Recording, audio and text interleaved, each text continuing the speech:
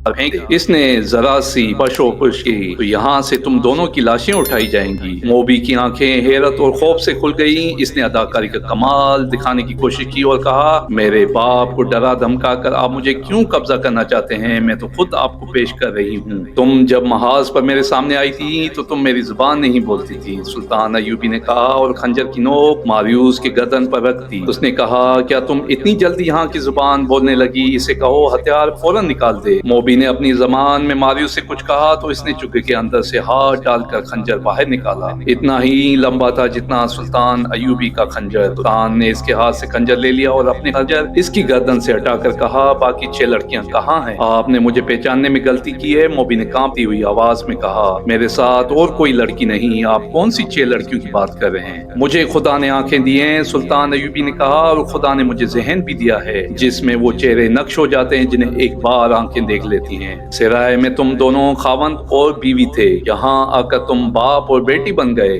तुम हो कुछ भी नहीं और तुम्हारे एक साथी बाहर घोड़ों के पास खड़ा है। वो तुम्हारा नौकर नहीं, इसे गिरफ्तार कर लिया गया है। ये कमाल अली बिन सफियान का था। इसे मोबी ने बताया कि वो सराय में ठहरे हुए हैं। वो इन दोनों को अपने कमरे में बिठा कर बाहर निकल गया और घोड़े पर सवार होकर सराय में चला गया। सराय वालों ने उनके हुलिये बताकर पूछा तो इसे बताया गया था कि वो मियाँ बीवी हैं और इनके साथ इनका नौकर है। इनके कमरे का ताला तोड़कर इनके सामान की तलाशी ली। इससे चंद ऐसी अशिया बरामद हुई जिन्होंने शक को यकीन में बदल दिया। अली बिन सफियान समझ गया कि सुल्तान अयूबी से इनका तन्हाई में मिलने का मतलब क्या हो सकता है। इसने इनके घोड़े देखे थे, आला नस्ल के तेज रफ्तार घोड़े थे। सराय वाले ने इनके घोड़ों के मुतालिक पूछा गया तो इसने बताया कि ये तीनों मुसाफिर ऊंटों पर आए थे और ये घोड़े लड़की ने ये कहकर मंगवाए थे कि निहायत अच्छे हों और तेज रफ्तार हों। अली बिन सफियान ने वापस आकर देखा इजलास खत्म हो गया है तो वो सुल्तान अयूबी के पास चला गया। इसे इनके मुतालिक बताया और कहानी भी सुनाई जो लड़की ने इसे सुनाई थी। फिर सराय से जो मालूमात इसने हासिल की थी, वो इनके सामान से जो मशकूक चीजें बरामद की थी वो दिखाई और अपनी राय ये दी कि आपको कत्ल करने आए हैं, आपसे तन्हाई में मिलना चाहते हैं। उन्होंने ये मंसूबा बनाया होगा कि आपको कत्ल करके निकल जाएं। जितनी देर में किसी को पता चलेगा इतनी देर में रहकर तेज रफ्तार घोड़ों पर सवार होकर शहर से दूर जा चुके होंगे। सुल्तान अयूबी सोच में पड़ गया। फिर कहा, इन्हें अभी गिरफ्तार ना करो, मेरे पास भेज दो। अली बिन सफियान ने इन्हें अंदर भेज दिया। वो खुद सुल्तान के कमरे के दरवाजे के साथ लगा खड़ा रहा। इसने मुहाफिज दस्ते के कमांडर को बुलाकर कहा, इन दोनों घोड़ों को अपने घोड़ों के साथ बांध दो और ज़ेनें उतार दो और इनके साथ जो आदमी है इसे अपनी हिरासत में बिठा लो। इसकी तलाशी लो, इसके कपड़ों के अंदर खंजर होगा और इससे ले लो। और जब इन्हें सुल्तान अयूबी के कमरे में दाखिल किया तो बातों बातों में सुल्तान ने एक सिक्का फर्श पर फेंक कर यकीन कर लिया कि ये शख्स बहरा नहीं। सिक्के की आवाज पर इसने फौरन पीछे मुड़कर देखा।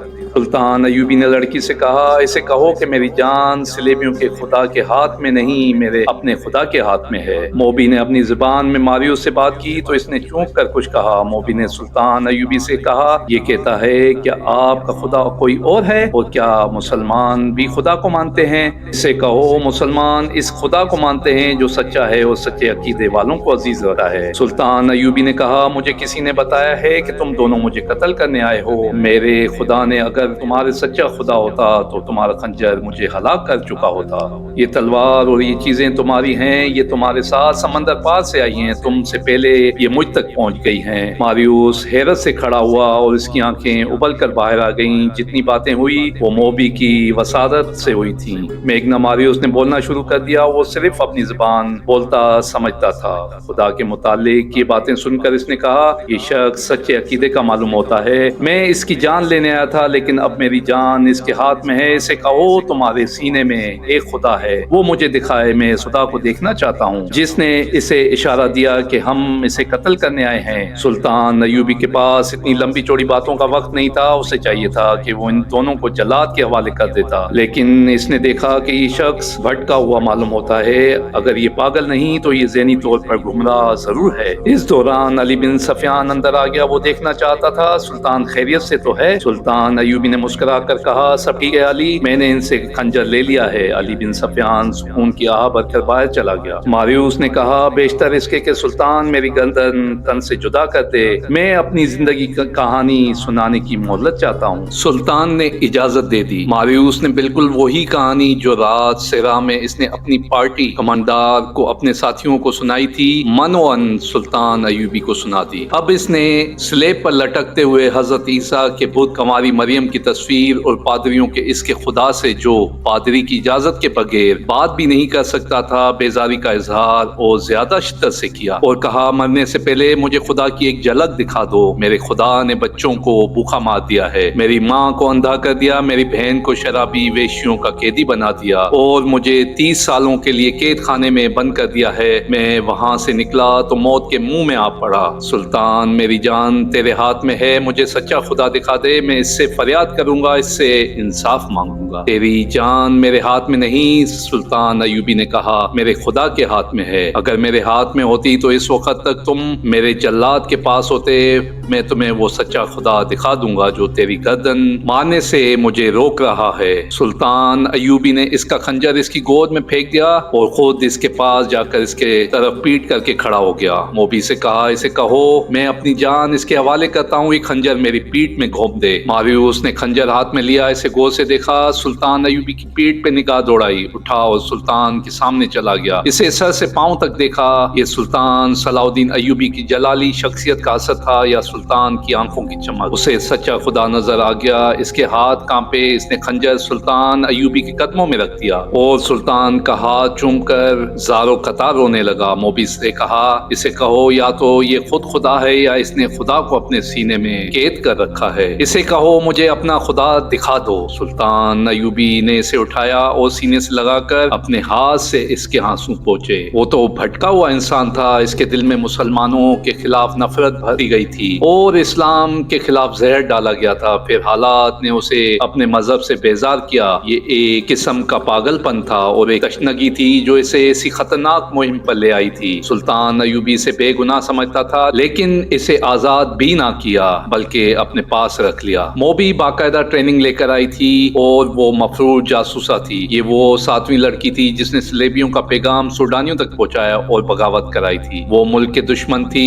اسے اسلامی قانون نہیں بخش سکتا۔ سلطان نے اسے اور اس کے ساتھیوں کو علی بن سفیان کے حوالے کر دیا۔ تفتیش میں دونوں نے اقبال جرم کر لیا اور یہ بھی بتا دیا کہ رسد کے قافلے کو انہوں نے ہی لوٹا تھا اور لڑکیوں کو بھی انہوں نے ہی آزاد کرایا اور محافظ دستے کو ہلاک کیا۔ بالیان اور اس کے ساتھیوں کو بھی انہوں نے ہلاک کیا تھا۔ یہ تفتیش 3 دن تک جاری رہی۔ اس دوران ماریوس کا دماغ روشن ہو چکا تھا۔ ایک بار اس نے سلطان ایوبی سے پوچھا کیا آپ اس لڑکی کو مسلمان کر کے حرم میں داخل کر لیا ہے؟